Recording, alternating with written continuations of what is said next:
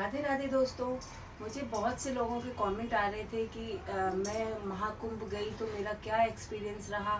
और आप लोग न्यूज़ और सोशल मीडिया में भी देख रहे हैं कि बहुत कुछ इस टाइप की चीज़ें जिसे देख के आप डर रहे हैं और नहीं जा रहे हैं। तो आप यकीन मानिए कि मैं भी गई थी, तो बिल्कुल भी ऐसा कुछ भी नहीं है। सारी चीज़ें हमारे हाथ में होती हैं। जब मैं ट्रेन में चढ़ रही थी तो 15-20 बच्चों का ग्रुप था, वो भी एक सेकंड के लिए दौड़े तो मैंने उनको वहीं पे रोक दिया। मैंने कहा देखो ट्रेन रुकी है बेटा, तो सबका नंबर आएगा चढ़ने का। यदि आप दौड़ोगे तो पीछे से और लोग भी दौड़ेंगे और फिर व्यवस्थाएं गड़बड़ाएंगी। तो इसके लिए क्या है कि सबसे पहले तो आपको पूरी चीजें व्यवस्थित करके निकलनी है घर से ही। तो मैंने जैसा अपनी तैयारी की थी उसी तरह से आपको भी अपनी तैयारी करनी है। जैसा कि मैंने कहा कि आपको घर से ही तैयारी करनी पड़ेगी।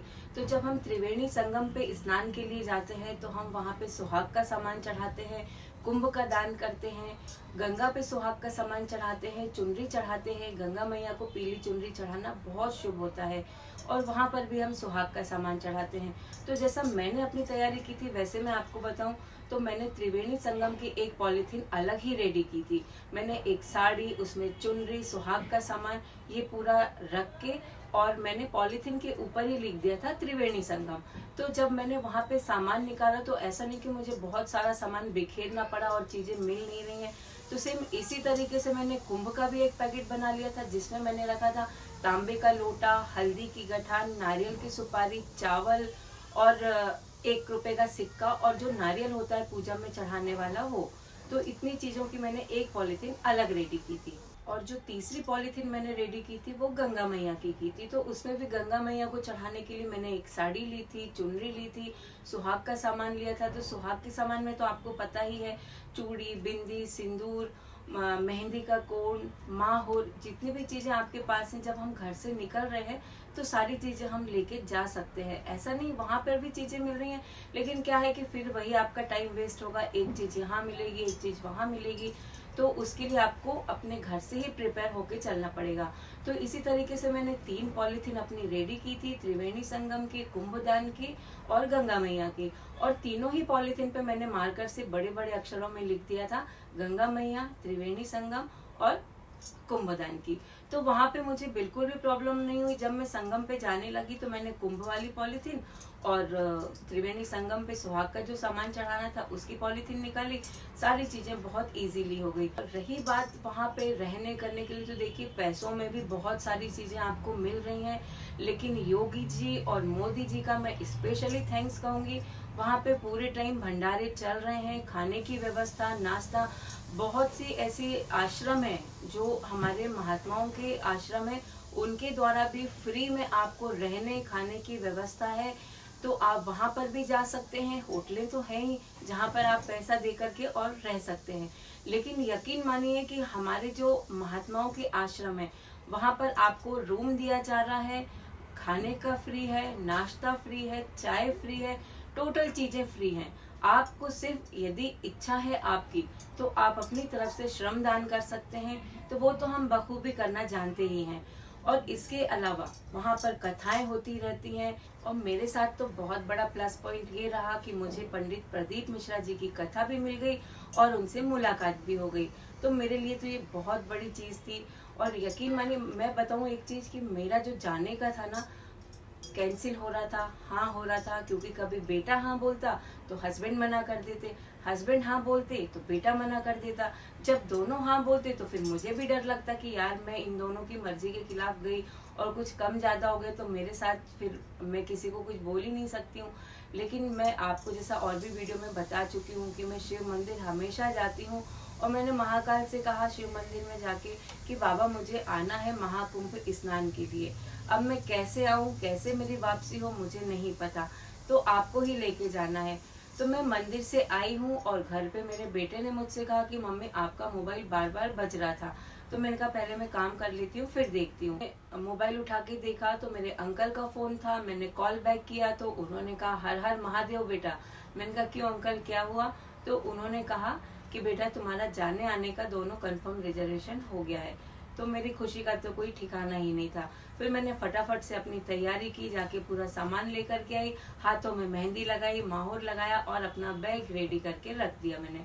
और एक चीज और बताना चाहूंगी मैं आपको कि पुलिस प्रशासन, जी हाँ, पुलिस की इतनी अच्छी व्यवस्था है कि मैं तो उनको बीच में खड़े होके हेड्स ऑफ करके आई हूँ कि इतनी पब्लिक को मैनेज करना और सारी चीजों को इतने पेशेंस के साथ, वो भी थक गए हैं, खड़े खड़े परेशान है वो भी, लेकिन जनता को बिल्कुल भी प्रॉब्लम नहीं आने दे रहे। मेरे सामने की ही बात है, एक बुजुर्ग महिला ने पुलिस से एड्रेस पूछा, उनके कंधे पे बहुत हैवी बैग था, तो वो जो हवलदार भैया थे वो उन्होंने अम्मा जी का बैग लिया और उनको उनकी जगह पर छोड़ के आए।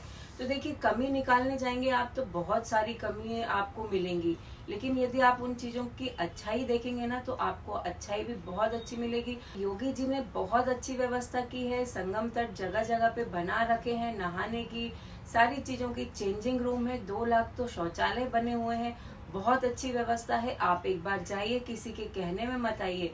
मेरे साथ तो प्लस पॉइंट ये था कि मेरी मामा की बेटी वहीं पे रहती है, नीता दीदी, तो मेरे को तो सारी चीजें इजीली मिल गई थी। लेकिन उसके बाद में भी मैं एक दिन महात्मा जी के आश्रम में भी रुकी, वहां पर मैंने श्रमदान भी किया और कथा का भी मैंने आनंद लिया।